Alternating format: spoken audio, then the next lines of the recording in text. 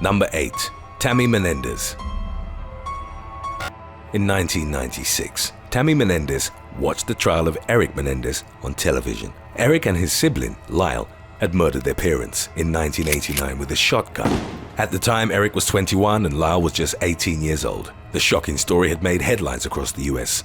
On television, the young brothers had received attention for being handsome. They also received sympathy for the abuse they had claimed to have endured at the hands of their father. The brothers' publicity and fame led many women to write letters to them. Eric had received one from Tammy, and after some more correspondence, they met in the prison where he was held. In 1999, they got married. Their wedding cake was a Twinkie bar from the prison vending machine. Despite public criticism, Tammy has been open about the many challenges that came with being married to an inmate, especially one who was sentenced to life in prison for his crimes, without possibility of parole. Still, Tammy was willing to uproot her life for the marriage, moving to California so she could be closer to Eric. According to the latest updates, the two are still married. Number 7. Carol Boone. Carol Boone met her husband, infamous serial killer Ted Bundy, in 1974. At the time, they were both working at the Department of Emergency Services in Washington. Unknown to Boone, Bundy was helping in the search of multiple women that he had in fact killed. Boone and Bundy's relationship was platonic at first. They only romantically connected during Bundy's first trial in Florida, where he was accused of murdering 2 university students. In 1979, whilst Boone was testifying for Bundy as a character witness, Bundy proposed. Florida law states that 2 people can declare themselves married in a courtroom as long as a judge is present.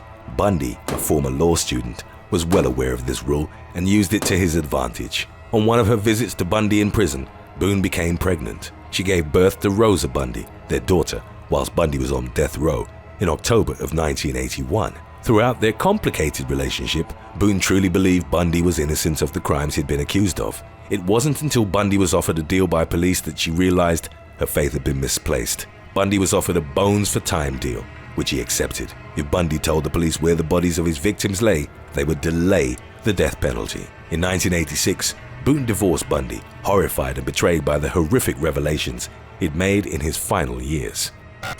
Number 6. Marilyn Monroe. Marilyn Monroe, arguably one of the most acclaimed actresses in history, was married to a bad boy for a short time. In the mid-1950s, she married baseball star Joe DiMaggio. DiMaggio allegedly had ties to the mafia, which were kept quiet from his teammates and the general public. It was these connections which reportedly allowed him to retire and walk away from his $100,000 a year salary. Frank Costello, an infamous Italian-American mob boss, allegedly set up a trust fund for DiMaggio. Whenever DiMaggio would make appearances at mafia-associated venues, Costello would deposit into the fund. DiMaggio was also reportedly friends with Chicago crime boss Sam Giancana, with whom he used to play golf. In return for favors from the mafia, DiMaggio would utilize his fame to allow them even greater access into the elite celebrity scene. Monroe and DiMaggio were only married for 9 months before their divorce, with Marilyn citing emotional abuse as a factor in the separation. Number 5. Aaliyah Dana Horton. Aaliyah Dana Horton, better known plainly as Aaliyah, was an American singer, model, and actress. In 1994, when she was just 15 years old, R. Kelly, her mentor in the music industry, attempted to marry her. Kelly is an infamous American singer who is no stranger to controversy. As of 2021, he faces 21 federal counts, which include but are not limited to abuse of minors, human trafficking, kidnapping, and forced labor. Kelly worked with Aaliyah to produce her debut album named Age is Just a Number. On the album cover, Kelly is disturbingly seen in the background. Despite the controversy surrounding the two, the album went double platinum, selling 3 million copies in the US alone. Kelly had allegedly bribed a government official in order to obtain a fake ID for Aaliyah. This would have made it easier for the two to marry. However, due to Aaliyah's age, the marriage was deemed unlawful and was eventually annulled.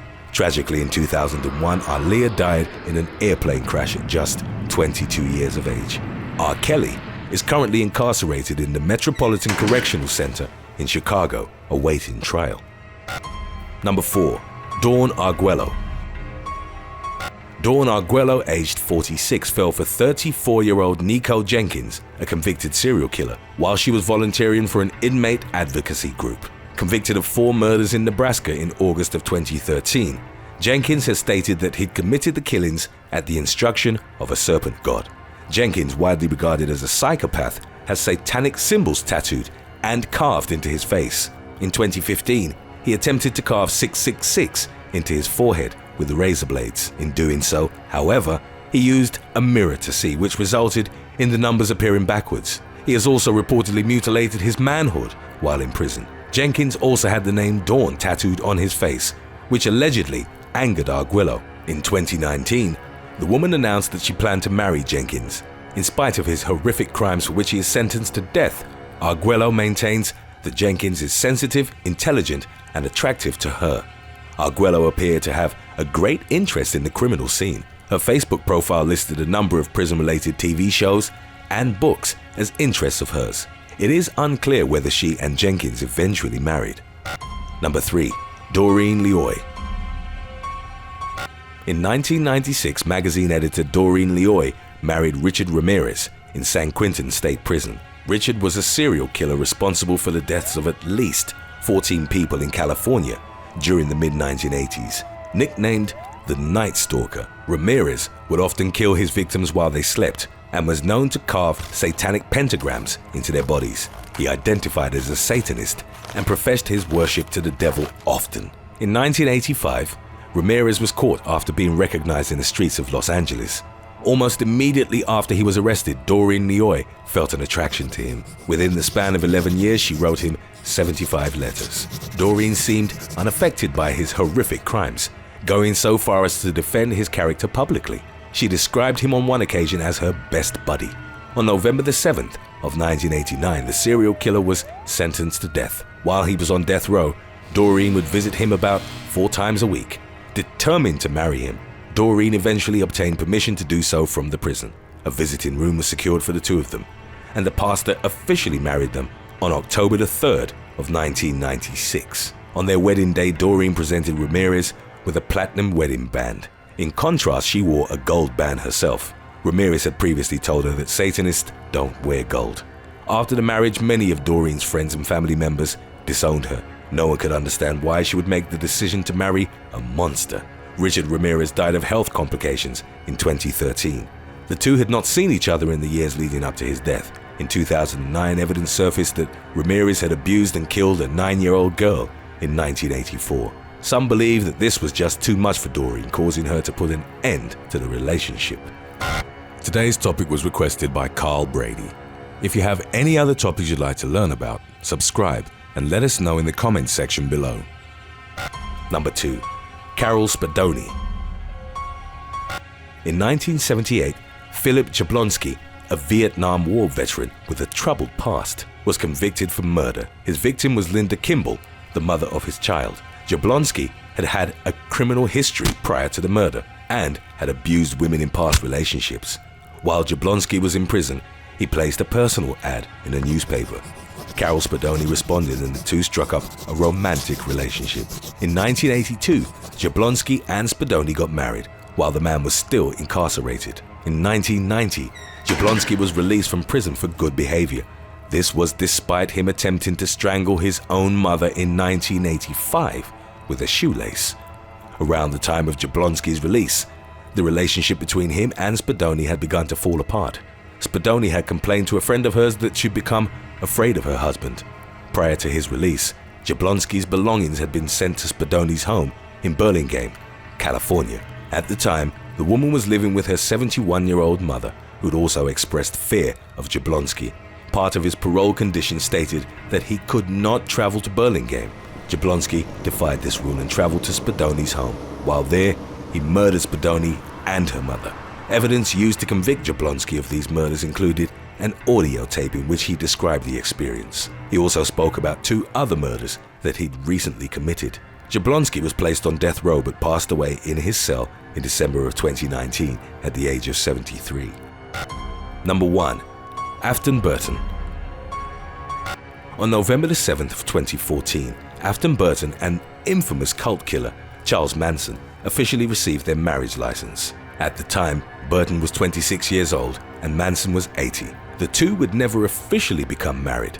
Due to logistical issues, nevertheless, the public was shocked that a young woman could fall in love with someone deemed so evil. Throughout the 1960s, Charles Manson and his cult had terrorized California, mostly made up of vulnerable young people looking for purpose and meaning. The cult lived together in a commune. Manson was the leader, influencing his followers and persuading them of his beliefs.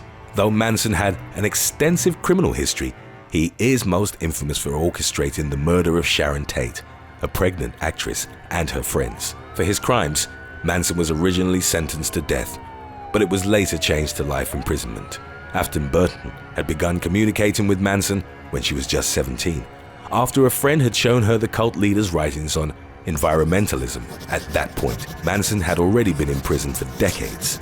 In 2007, Burton uprooted her life for Manson, moving to California from Illinois so she could regularly visit him in prison. For nearly 40 years prior to the meeting, Manson had been infamous worldwide. Burton claimed that she believed Manson was innocent despite the overwhelming evidence against him. When Manson was put in solitary confinement, Burton reportedly carved an X into her forehead.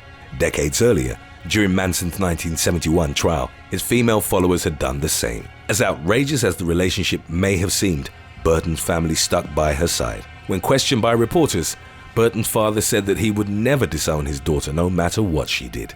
To reporters, Manson later claimed that the relationship was a publicity stunt. In 2017, he died of health complications. Burton has always maintained the two remained close and that their relationship was mutual. Thanks for watching.